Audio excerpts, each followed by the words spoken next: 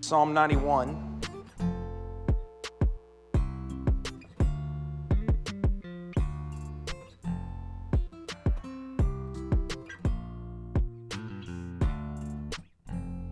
One and two.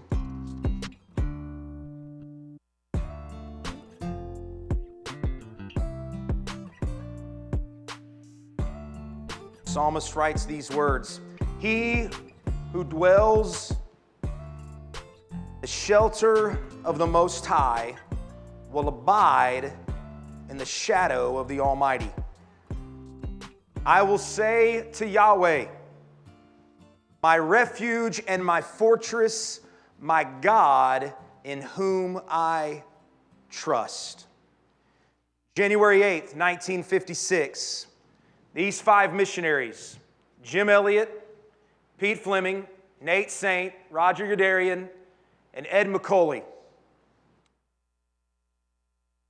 were murdered by the very people that God had sent them to with the gospel. 6 years earlier, in 1950, Jim Elliot had learned about a mission work that was being done in Shandia, Ecuador, where a group of Quechua Indians were being presented with the gospel. 2 years later, after preparations were made, he traveled with Fleming to Ecuador and took over the mission at the age of 25. 3 years into the ministry, many Quechua Indians had given their lives to Jesus. And the Quechua Indians began to be a part of the mission work as well. And they began to tell Jim Elliot and Pete Fleming that there was another group of Indians that were violent and terrible and had never received the gospel. And in fact, one scientist called this group of Indians the worst people on the earth. They were called the Aucas at the time. We now know them as the Waodani. And even though it was dangerous, Jim had no doubt that this was the next step that God had for them in their mission work in Ecuador. They were to go reach the Auca Indians with the gospel.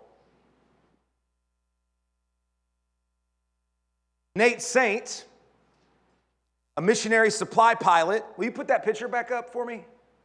Just so you can see Nate Saint, guy in the middle there. All young men, by the way, very young men. Nate Saint was a missionary supply pilot, and he came up with a way to lower down a bucket with supplies and gifts in it while still flying over the area where the Auca Indians lived. So they would come and they would lower this bucket, and then they started getting occasions where the Auca Indians would put gifts in the bucket, and they would raise the bucket back up to the plane, and they would have gifts from the Auca Indians. And this happened on a few different occasions, so it made Jim Elliot and these five men decide, I think it's time for a face-to-face meeting. Things have been friendly so far. By the way, they also used a loudspeaker to say a few Auca phrases that they knew, speak some friendly words.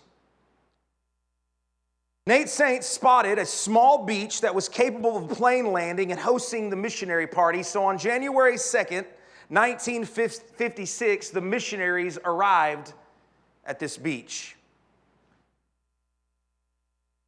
They were there for 4 days when finally an Auca man and two women appeared out of the jungle.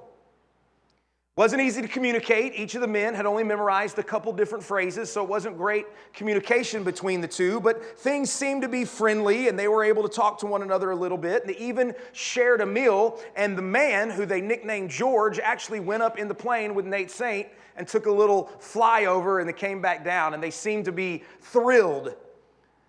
The five missionary men tried to be friendly and build up some kind of camaraderie between them and the three Auca Indians. And they asked them to bring others with them next time. Please come back. And when you come back, bring more. And these men were so thrilled and so excited because what God had laid on their heart, they had now seen some fruit of it. They got to interact with the Auca Indians, what people deemed the worst people on the planet. They actually now had built some kind of relationship with them. And the men waited for the other Auca Indians to join them. And in fact, they waited for 2 days. And on the sixth day of being there, 2 Auca women came through from the forest. Jim and Pete, the 2 guys that had started the mission work, and Shandia, or continued it, I guess, were on the other side of the river, and they jumped up and they waded across the river, and they came to these women, and they were so excited because these were 2 more Auca Indians, 2 different women than they had seen last time. But as they got closer to them, they realized that there wasn't a friendly look on their face, and they began to worry that maybe these women weren't here with great intentions. And about the same time they realized that, they began to hear screaming behind them. And as they turned, they saw Auca warriors with spears in their hands coming out of the other side of the jungle. They had set up an ambush for these 5 men.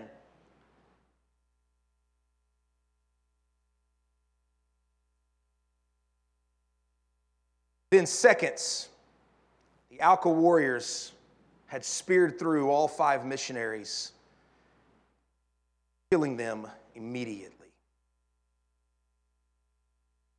You can imagine the horror that took place over the next several days as wives and children, all of them married, by the way, some had kids, some did not, but as wives and children of the missionaries waited for search parties to find their men. They hadn't received any word from radio in over a day, and they began to get concerned, and so they waited. Finally, one by one, the bodies were found. Jim Elliott, Pete Fleming, Nate Saint, Roger Yudarian, and Ed McCauley. Families decided to bury the missionaries on the beach where they were killed. Their graves are there to this day.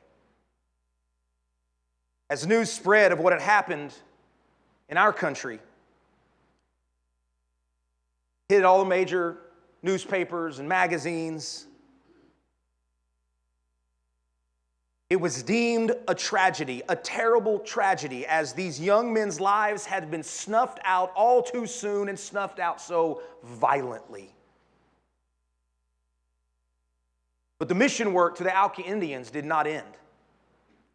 Less than 2 years later, Elizabeth Elliott, her daughter Valerie, and Rachel Saint, Nate's sister, moved into the Auca village to live.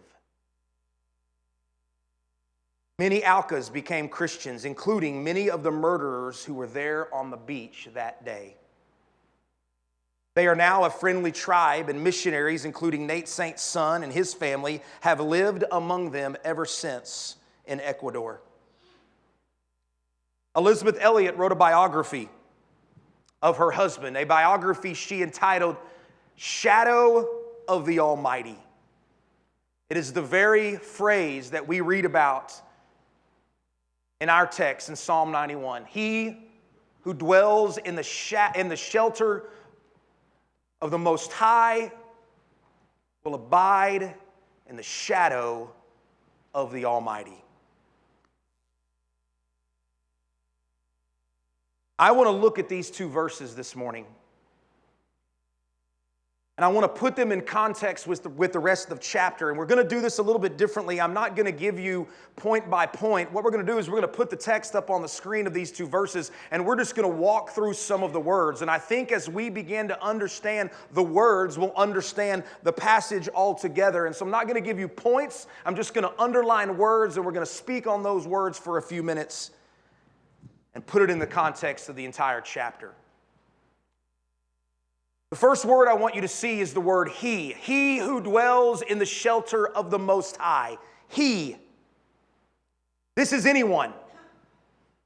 Any person, any man, any woman, any boy, any girl, anyone, rich or poor, young or old, learned or unlearned, from any nation or from any race. Anyone. God is not just for us.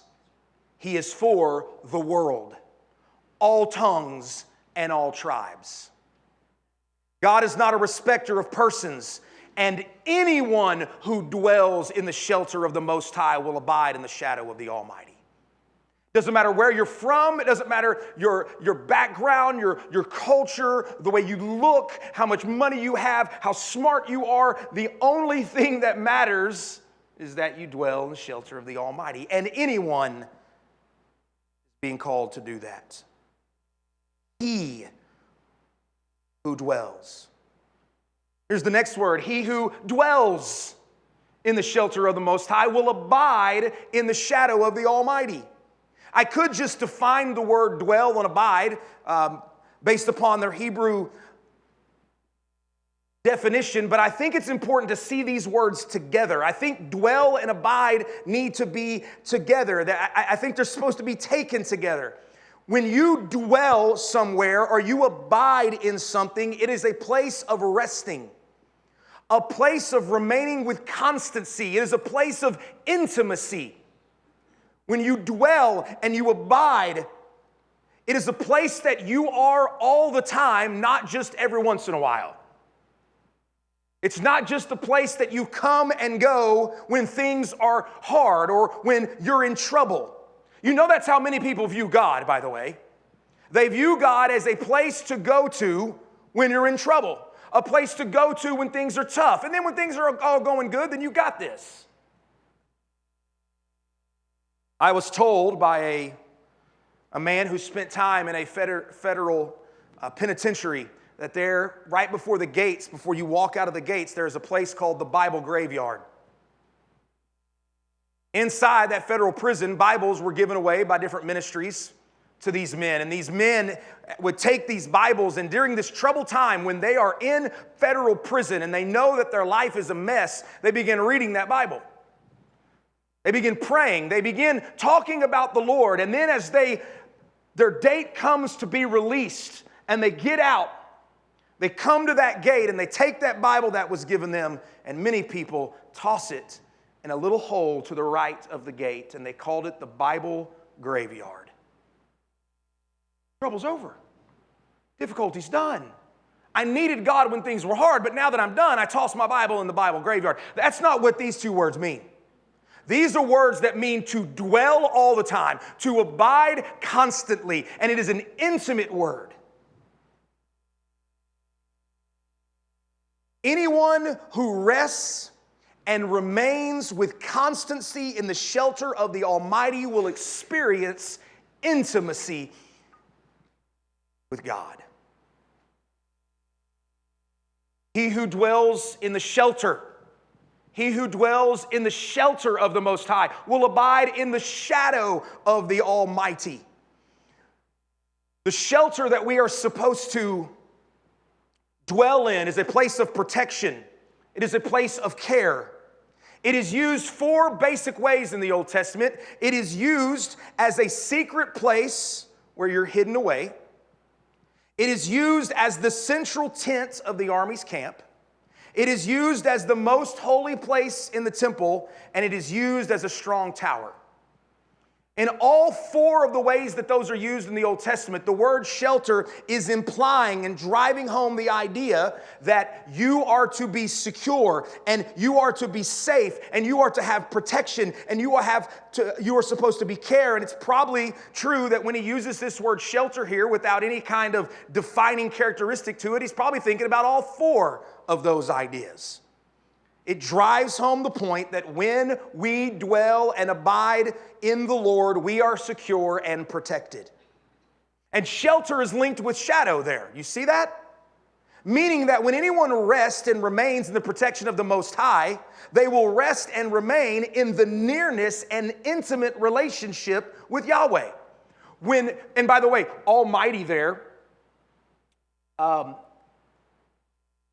Anytime you see Almighty in the Old Testament, you know that's a term of the one who is in charge of the angels' armies.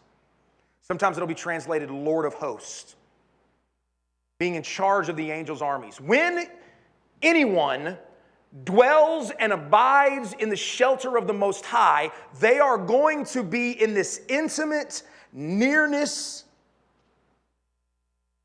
with God. Now look at whose shelter we're dwelling in, the Most High. The Most High, that's the next word. He who dwells in the shelter of the Most High will abide in the shadow of the Almighty. There is no one higher. There is no one more supreme. There is no one more powerful. There is no one greater. He is the only one true living God, which means the shelter of the Almighty is supreme and higher and more powerful and greater than all other shelters. There are other places that you may go to find shelter. There is not one higher. There is not one greater. There is not one better. There is not one more powerful than the shelter of the Most High. There is nowhere that anyone can rest. There is nowhere that anyone can stay that is better than this shelter and this protection. It is the Almighty's shelter and protection. And then I want you to notice what the psalmist does. He says in verse 1 this statement, "He who dwells in the shelter of the Most High will abide in the shadow of the Almighty." This is just a factual, true statement. This is true.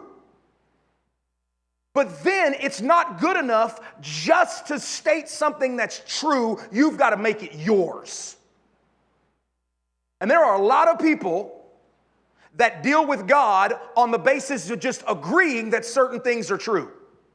Jesus Christ is God. Jesus Christ lived a sinless life. Jesus Christ died on the cross. Jesus Christ rose again. Jesus Christ is now seated at the right hand of the Father. I believe these facts, and anyone who dwells in the shelter of the Most High will abide in the shadow of the Almighty. You know who else believes those? Satan. Believing these things are true does nothing to you spiritually. You could be the devil himself and believe these things are true. It must become yours. And what happens in verse 2 is the psalmist turns from just making a statement to making it his. Look at the personal pronouns that he uses. I will say to the Lord, my. You see the change there? Now he's making it his. The author now moves from he or to anyone to I and my. He gets real personal. He's personalizing verse 1 in his life. And you know what's interesting? Anything that we own becomes precious to us, for better or for worse.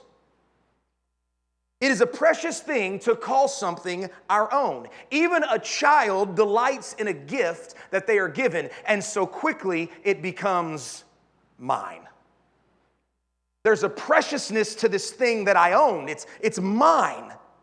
And this is true for men as well. It is true for women as well. It is true for all of us. When we own something, when something is ours personally, it's more precious to us. Possession enhances preciousness. We know this to be true.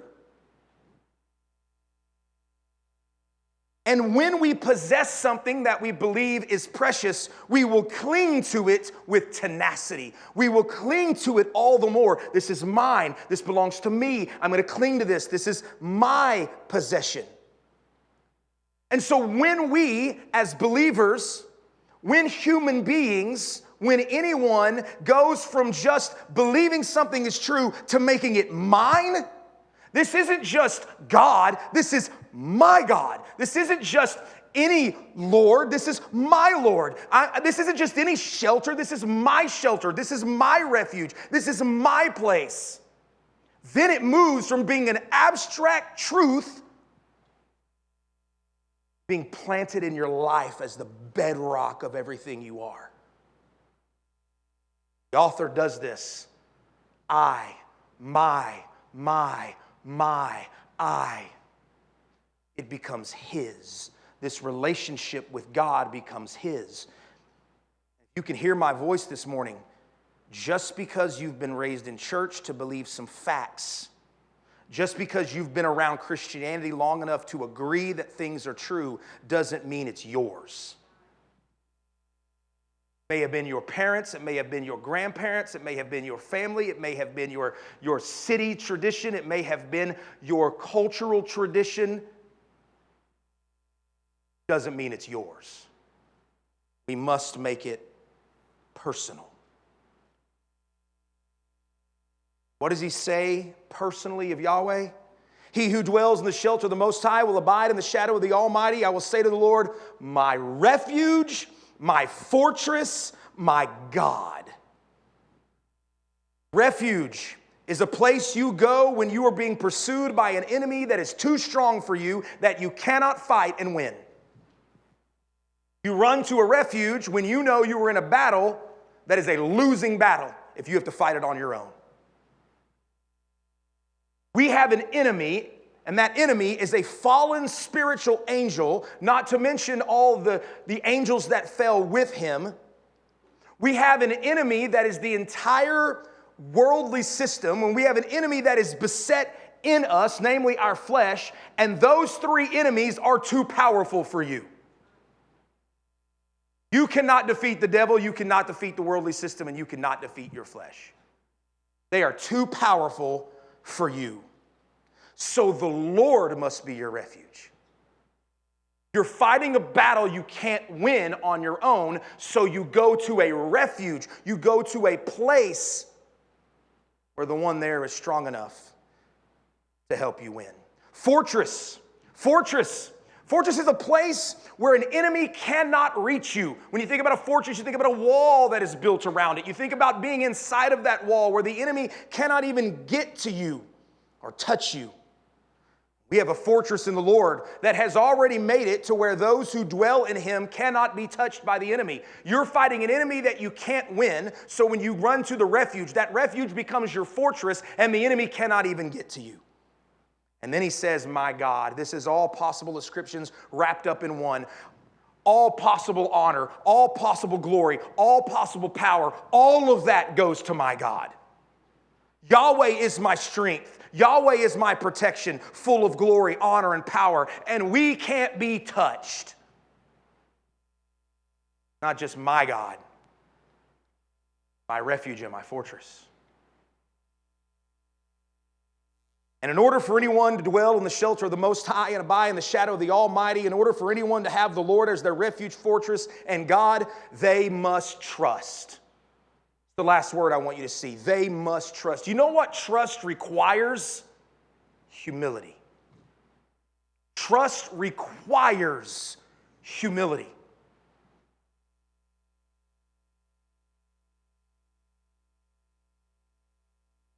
It is saying, I am too weak, I am too broken, and I am in need of help.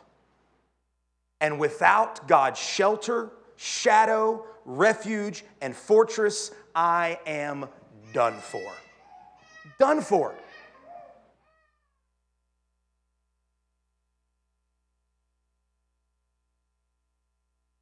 One of the greatest sounds in a church, cry of babies, and the loudness of children. You got a church that's silent, without kids and without babies. You got a church that's about to die. Beautiful sound. When we were in Mexico, this is a side note, we were in Mexico doing a lot of mission work. You know what they don't ever do? They don't ever jump on their kids for being too loud. I'm not saying there's not a time and a place for everything, but they don't see their kids as a bother. I'll never forget the culture shock it was from the very first time to sit in a service. And they're singing, and kids are just jumping around and running around and having fun, and I'm like, tell those kids to sit down. They recognize the beauty of that family dynamic. Nothing to do with anything, but true. Trust requires humility. It is saying that we are weak and broken and need of help. And without his shelter, refuge, fortress, we are undone. John Piper was once asked, is it hard or easy to be a Christian? Is it hard or easy to get saved? His answer, it is so easy that it's hard.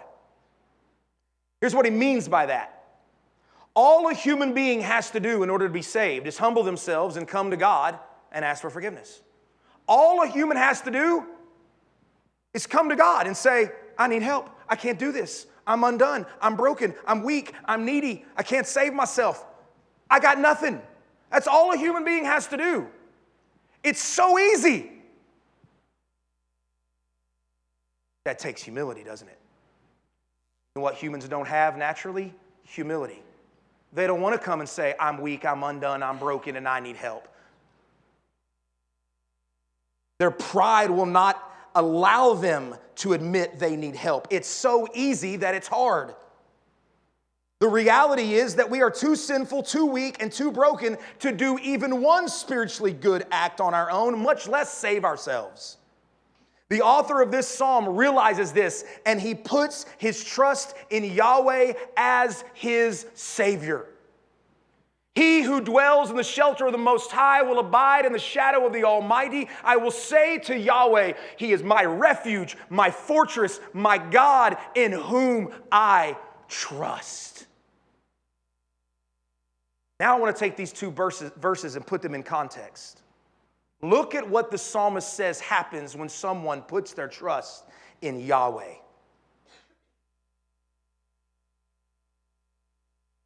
The one who dwells in the shelter of the Most High, the one who abides in the shadow of the Almighty. What happens? What does God do for this person? Verse 3. He will deliver you from the snare of the fowler, or the hunter, and from the deadly pestilence. He will cover you with his pinions, and under his wings you will find refuge. His faithfulness is a shield and a buckler. You will not fear the terror of the night, nor the arrow that flies by day, nor the pestilence that strikes in the darkness, nor the destruction that wastes at noonday. 1,000 may fall at your side, 10,000 at your right hand, but it will not come near you. You will only look with your eyes and see the recompense of the wicked. Because you have made Yahweh your dwelling place, the Most High, who is my refuge, no evil shall be allowed to befall you, no plague shall come near you. For he will command his angels concerning you to guard you in all your ways. On their hands they will bear you up, lest you strike your foot against a stone. You will tread on the lion and the adder, the young lion and the serpent you will trample underfoot. And God says this, because he hold fast to me in love, I will deliver him. I will protect him because he knows my name. When he calls to me, I will answer him. I will be with him in trouble. I will rescue him and honor him. With long life, I will satisfy him and show him my salvation. Now, I'm very confused. I'm very confused. I look at my life, and certainly at the lives of others who had suffered way greater tribulation than I have, and I don't see this literally being true in somebody's day in life. Am I supposed to understand that this means what it seems to mean? Was Elisabeth Elliot naive when she titled her husband's biography, Shadow of the Almighty? Even though Jim and his friends were speared to death? Because it seems like this chapter is saying if you dwell in the shelter of the Almighty and you abide in the shelter of the Most High, the spear won't touch you. The spear won't touch you. Elisabeth Elliot wrong? Did she get it wrong? Was she naive? Should she have titled the biography something else? Or something else bigger going on here? Is there something greater than just a spear won't go through your chest? Elisabeth Elliot thought something bigger was going on in this text. Jim Elliot thought something bigger was going on in this text. Jim Elliot, in a journal entry that he wrote on October 28th, 1949, 9 years earlier, at the age of 20, he wrote these words. Put that quote up. He is no fool who gives what he cannot keep to gain that which he cannot lose. He is no fool who gives up what he cannot keep to gain that which he cannot lose. What does he mean by that? Elizabeth Elliot wrote that quote at the very beginning of this book. What does she mean by that? I think they both mean this. If God sees fit to let the arrow that flies by day or the spear of an Indian kill one of God's children, God has done it for the sake of gain and not loss.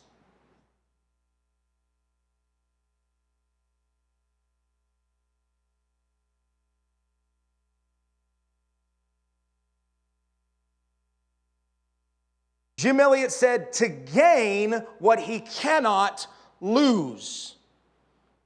God has done it for gain, not for loss. And I think she is right. I think he is right. I think that's the interpretation of Psalm 91. If you make God your shelter, if you abide in his shadow, if he is your refuge, if he is your fortress, and he is your God, then though the arrow may fly by day and you may suffer terribly, it is for your gain. It is for your gain. You know, Satan tried to use Psalm 91 in Matthew 4:6 against Jesus. When Jesus was being tempted in the wilderness, you know what Satan said to him? Took him to a high place and said, throw yourself off. Throw yourself off. After all, Psalm 91 says, the angels will catch you. If Yahweh is your God, Yeshua, throw yourself off and the angels will catch you. But Jesus wouldn't use Psalm 91 that way. Neither did Stephen when he was stoned to death. Neither was James when he was beheaded. Neither did Paul when he was beaten repeatedly with rods. And neither did Jesus as he bent over the cross. None of them understood Psalm 91 to mean that God's children will never suffer at the hands of their enemies. None of them used Psalm 91 that way. None of them looked to God and said, God, you lied to us in the Psalms. None of them interpreted Psalm 91 that way. So what does it mean?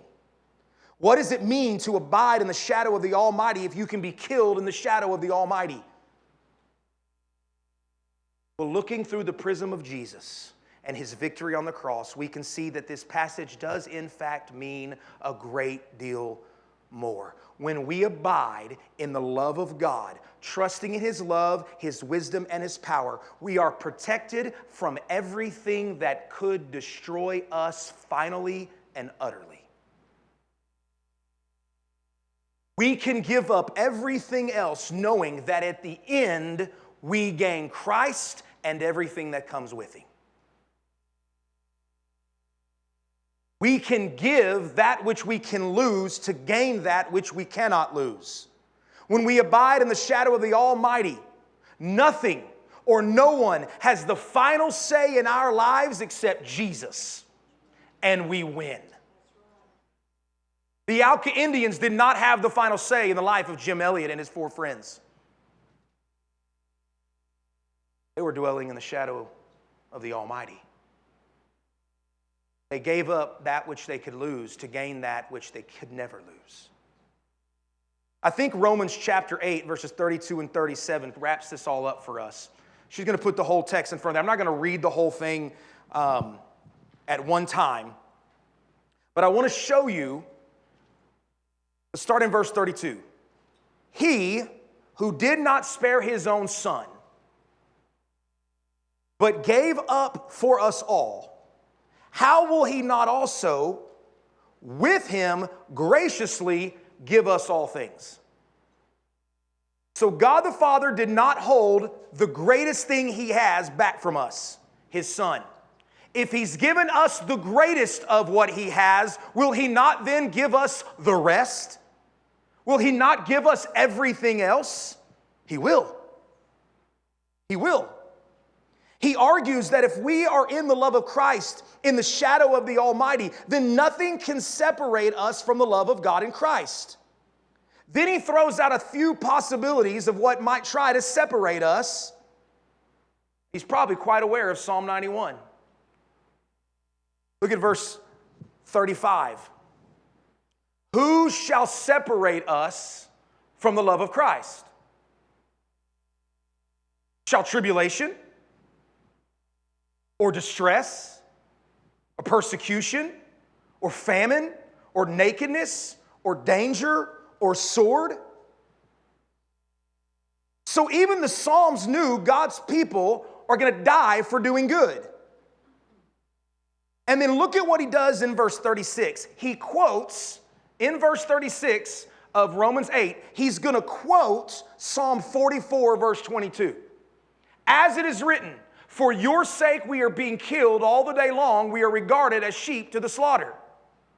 What did I just tell you the psalmists do know? You suffer for doing good. Or that wouldn't have been written. The psalmists were not under any kind of naive idea that somehow if you just trust God, nothing bad will ever happen to you. The psalmist says, we're being killed all day long, regarded as sheep led to the slaughter.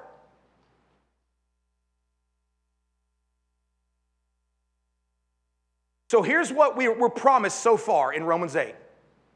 If you abide in the love of God, you will get Christ and everything that Christ has. And nothing can separate you from that. Nothing. Tribulation can't. Distress, persecution, famine, nakedness, danger, sword. Nothing separates you from the shadow of the Almighty. Nothing separates you from the love of God. Even if you go through terrible situations where you are like a sheep led to the slaughter. What does verse 37 say? In all these things, we are more than conquerors through him who loved us.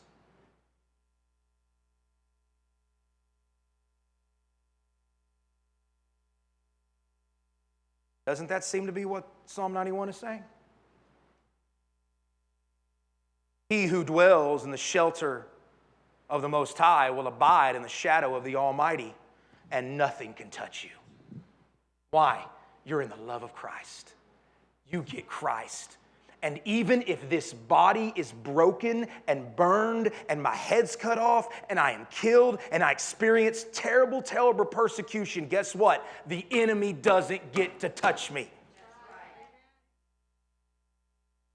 I get Jesus. Paul said, for me to live is Christ, and to die is what, church? Gain. Gain. Not loss. Gain. So Paul is saying that Christians that are in love with God can still be slaughtered like sheep and yet be more than conquerors at the exact same time. So if the arrow that flies by day or the spear that flies by day goes straight into your chest and you drop dead for the cause of Christ, it does not defeat you. You are more than a conqueror and you gain Jesus. This is what Jim and Elizabeth Elliott believed. It is why they risked their lives. It is why they knew that no matter what happens to us, we're in the shadow of the Almighty. So let us believe in our hearts the words of Jim Elliott. May we echo his words from 1949 into 2024. He is no fool who gives what he cannot keep to gain that which he cannot lose. May we never cling to things that we're going to lose anyway and give up the thing that we could never lose. As I sat in my office rereading a great portion of this book and the other book that Elizabeth Elliott, actually what she wrote first, was called Through the Gates of Splendor, which was just the story. I sat in my office and I just wept over these young men and women in their 20s who were willing to say, we will give up everything for what God calls us to do. And I sat and wondered,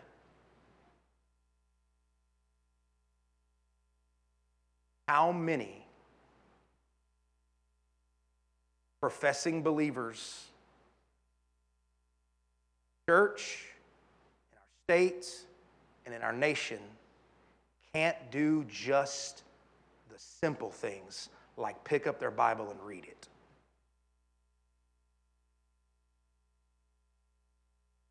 I'm not trying to do a comparison game. I'm just saying we are called to be in God's Word. Called by God. None of us get out of that exception. We are called by God to be in prayer and in communion with Him. We are called by God to be in communion with our brothers and sisters in Christ. We are called by God to share the gospel. We are called by God to spread the kingdom. Those are not options. Those aren't things we just need to think about and maybe get around to at some point. We are called by God to do that. How often do we not even do the most basic of things, much less die?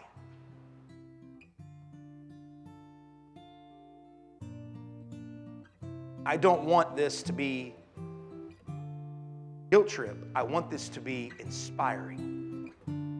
That we can look at how God was good and faithful, even in death, so that we can say, if He's been faithful to them like that, He'll be faithful to me too.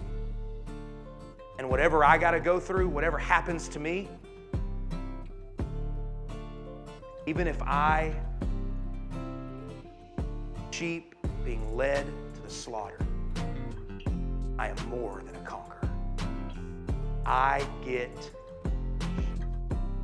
me to live as Christ and to die as gain. He is no fool who gives up what he cannot keep. Gain that which you cannot lose.